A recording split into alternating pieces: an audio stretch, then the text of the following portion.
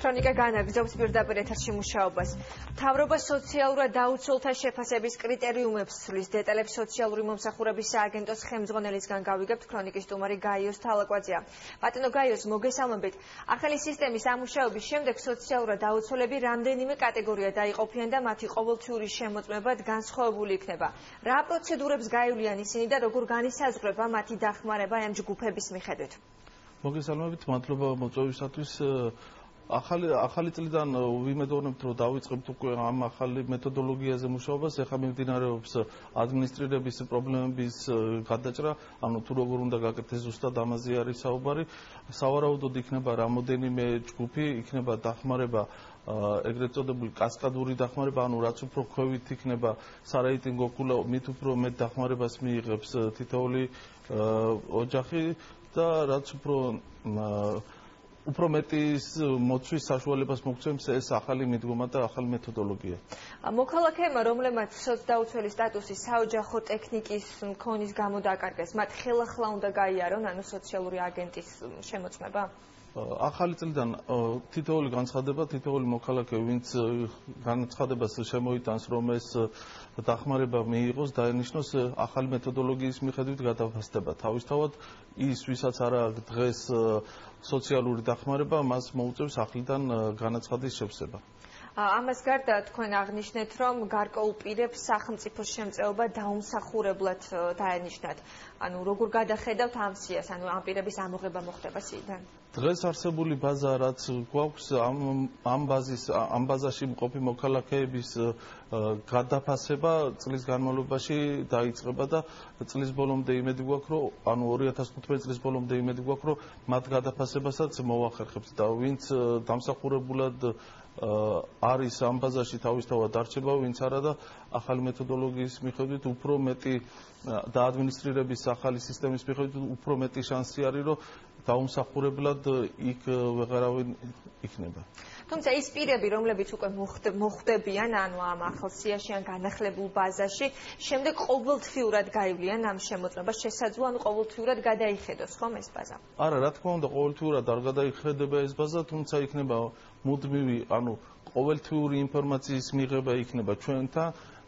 დღეს ბაზაში მოხვედრილ მოქალაქეს ვალდებულება ისედაც აკისრია, რომ მის სოციალურ-ეკონომიკურ ან დემოგრაფიულ ვითარებაში თუ რაღაც მდგომარეობაში თუ რაღაცა შეიცვალა, უნდა აცნობს სააგენტოს.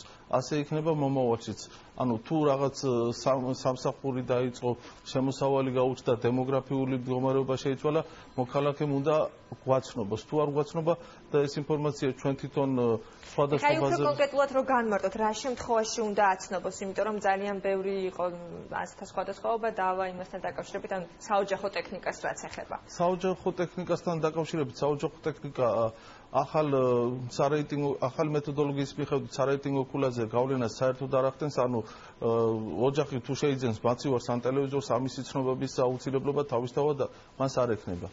აბა რა უნდა აცნობს ეს რომ მაგალითად უნდა აცნობს თუ რაღაც შემოსავლები გაუჩნდა, რომელიც დეკლარაციის შევსების დროს არ ქონდა და არაა დაფიქსირებული, თუ გაუჩნდა რაღაც თქვა რამე მიწა იყიდა ან დემოგრაფიული მდგომარეობა შეიცვალა, შვილი გაუჩნდა ან რომელიმე მისი ოჯახის წევრი საზღვარგარეთ წავიდა. ანუ ესეთი ინფორმაცია უნდა აცნობს. გასაგებია.